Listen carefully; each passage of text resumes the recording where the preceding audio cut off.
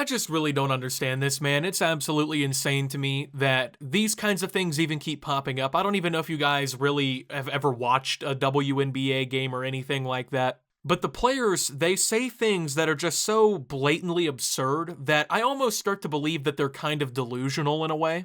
Like, remember that time back in 2016 when WNBA star Brittany Griner said she could beat DeMarcus Cousins one-on-one? Keep in mind, this was a few years ago, back when DeMarcus Cousins was in his prime and was like a legitimate superstar before he got injured and everything here. Like, for some reason, WNBA players seem to think that they are much better than they actually are, and they seem to think that their league is much better than it actually is. So I saw something come from CNN, and it covers the, I guess, quote of WNBA superstar Sue Bird, who I didn't know who that was until I saw this, to be honest. But she definitely had something pretty crazy and outlandish to say that we're going to talk about here in today's video. So before we even get started, I just want to point out that this, I don't even understand how this became like a sex issue, right? Like male versus female, you know what I'm saying? Because I'm a huge sports fan, right? If you follow me on Twitter, I'm constantly tweeting about, the Dolphins, the Miami Hurricanes, the Miami Heat. Like, I watch a lot of sports. I'm a huge Miami sports fan.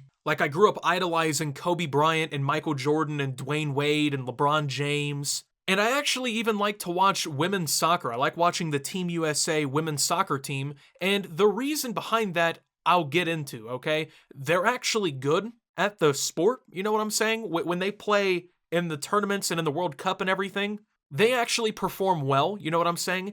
They actually put a good product out on the field. The men's USA soccer team is downright pitiful, okay? I watch a little bit of MLS. I like the Columbus Crew. I'm from Ohio, so I'm a Crew fan.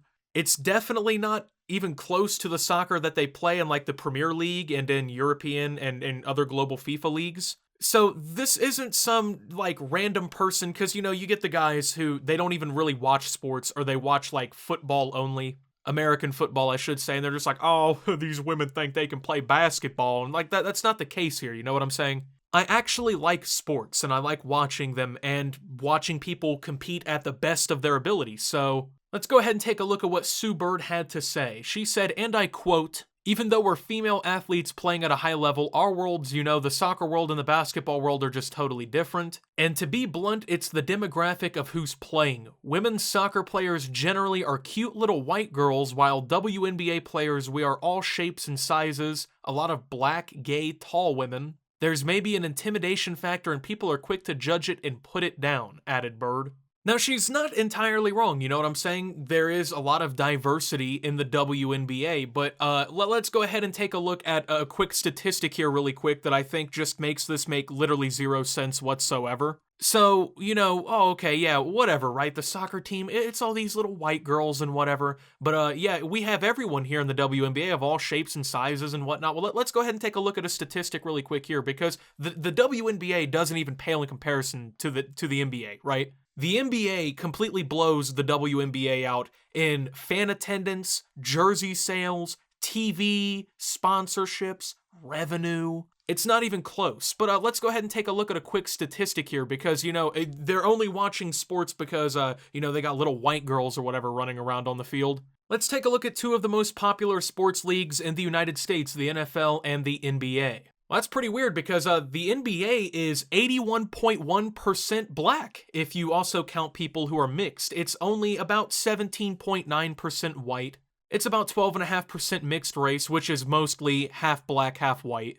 And just 1.1% of other races. So in the NBA, white people are the minority of the league. If it's all about race at this point, right, and people are only watching, the women's soccer team because it's a bunch of cute little white girls, then how come that mentality doesn't hold up everywhere, right? Because, I'm white, right?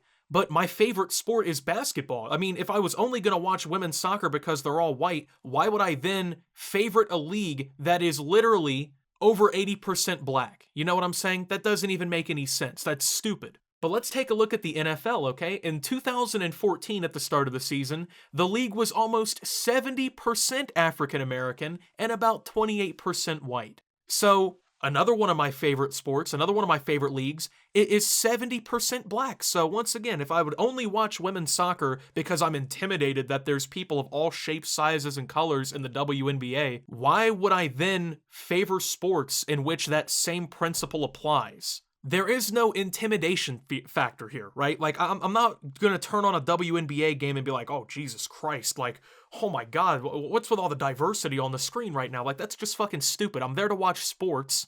I'm not there to care about what color the people are on the field. You know what I'm saying? I have no problem with that. That's not even something that I've ever really thought about. Like, these are statistics I looked up simply because of the stupid fucking comment that I just had to read. So let's go ahead and do some other, I guess, small little comparisons, because now it's getting turned into a sex issue, right? Like, oh, they only want to watch, people watch the WNBA. Never, right? Because there's so much support for the NBA and everything, right? This has been like a constant issue that's been brought up because WNBA players complain that they're underpaid and that, they're underappreciated and watched. Well, it is true that they get about 20% of the league revenue while NBA players get about 50%, but this really comes down to a thing called CBAs, right? These are collective bargaining agreements, basically. Most major sports leagues that I can think of have them. Basically, it's a contract between the players and the league to determine salary rights and things like that. These players agree to these terms. It's not like the league sets them up and then like they're forced to agree to them. They literally renew these contracts once every few years. It's the reason why the NBA has lockout seasons every once in a while, and all kinds of other things, because the players get to negotiate these things. But the simple truth of it is the women just didn't negotiate good enough in that league, right? Like they're getting underpaid under their own, I guess, opinion on the whole thing. But then they're not fighting to get paid more. They're not actually doing anything to get paid more. And what could be the reason behind that? Well, because the conservative estimate of NBA revenue in 2018 was $8.8 billion with a B dollars. You know what I'm saying? 1 year. That's pretty good. But I wonder what the WNBA's would have been for that year. It was over 60 billion? No, million with an M. The WNBA in one season couldn't even make a tenth of the revenue that the NBA does, right? The WNBA doesn't even compete financially. In fact, the WNBA really doesn't even turn a profit. It's ran at a loss. Now, I'm going to go ahead and just pose the question, well, why is that, right? Why do people not watch the WNBA? Is it because they're intimidated? No. Go ahead and take a look at this video clip, and then maybe we can stop wondering why people don't watch the WNBA. And a good pass down into the paint here, backing down, and she's going to go ahead and spin around, fade away, driving into the paint. What the fuck? Wide open dunk opportunity. This year, after spending the season last year. Very nice. And I know you guys FaceTime with Nick at practice yesterday. Somehow hits the opposite end of the rim. So you know what's funny? When she won a championship. I mean, come on, man. Like, you're really wondering why people don't watch this? When you have players blowing wide open dunks in the All-Star game. And that happens in the NBA, to be fair too, right?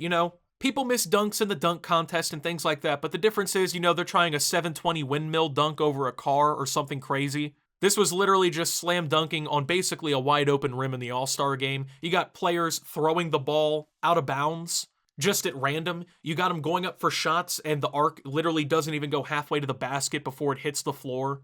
The last game of the NBA Finals between the Los Angeles Lakers and my beloved Miami Heat resulted in us losing the series 4-2, but I'm glad we even made it to the finals. We lost 106-93 in that game, so we lost by 13 points. The last game of the WNBA Finals, which actually I watched part of because it was on the screen on a random TV in Texas Roadhouse when me and my friends went out to eat after we coincidentally got done hooping at the Y, was 92-59. 92-59. It wasn't even close. It wasn't a comparable score. One team literally shouldn't have even been on the court at that point with the other team. They were beat by 33 points in a finals game. The last finals game that actually resulted in the Seattle Storm winning the WNBA championship. And let's just keep it to women's basketball alone. It's weird because people love watching the NCAA women's basketball, right, during March Madness. It gets a pretty good amount of coverage. It gets a pretty good amount of viewership.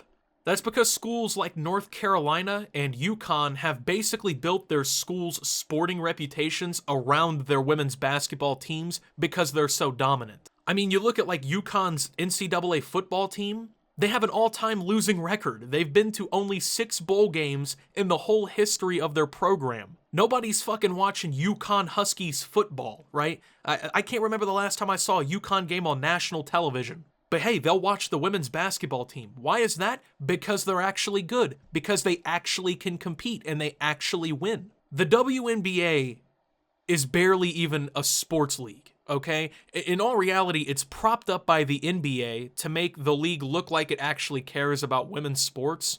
It was literally founded by the former commissioner of the NBA, David Stern, and nobody watches it because the product that's put on the floor is terrible. The players, sure, they're probably better at basketball than me. I mean, if I beat WNBA players on the court in a one-on-one, I would be fucking stunned. Then again, they're like 6'8", I'm 6'1", okay, and I make YouTube videos for a living. They probably should beat me. But their sport and their league, in reality, just is not comparable to the men playing the game, okay? Because as much as people like Brittany Griner want to disagree, if you put even injured DeMarcus Cousins, like post-injury DeMarcus Cousins, if you put him on the floor with them, he would probably be the best player on the floor, without a problem. And just to leave this entire thing off here, I want to pay first off some respect to one of my childhood idols, Kobe Bryant. The single game scoring record in the WNBA belongs to a woman named Elizabeth Cambage, okay? She scored 53 points. That is a very impressive performance. Kobe Bryant, in his final game in 2016, scored 60 points. In his final game ever, the last game he ever played in the NBA, he was pretty old at that point. He was definitely out of his prime. He was on the downslope of his career. 60 points in the NBA against much tougher competition. In fact, that's not even Kobe Bryant's highest scoring game ever. He actually scored 81 points in a game one time. And if you want to go to the highest scoring single-player NBA game of all time, Wilt Chamberlain scored 100 points in a game in 1962. Do you know how hard it is to score 100 points in basketball, especially in an era where the three-point shot virtually was non-existent? That means he made 50 shots, or well, with free throws and everything, you could probably, average it down a little bit. 100 points in a game, okay? That's almost double the WNBA record, and that was in one game. So there's a reason why people don't watch the WNBA. When I honestly gave it a chance, because I'm sitting there, I'm eating my cheese fries or whatever in Texas Roadhouse. Me and my friends are, having a good time. I see it on the TV. I'm like, okay, there's nothing else on. It just isn't enjoyable to watch. It's not a good product. And WNBA players just have to admit that. They have to get over the fact that nobody is like not watching the WNBA because it's women. I mean, if they were as good as NBA players, I would be watching the WNBA.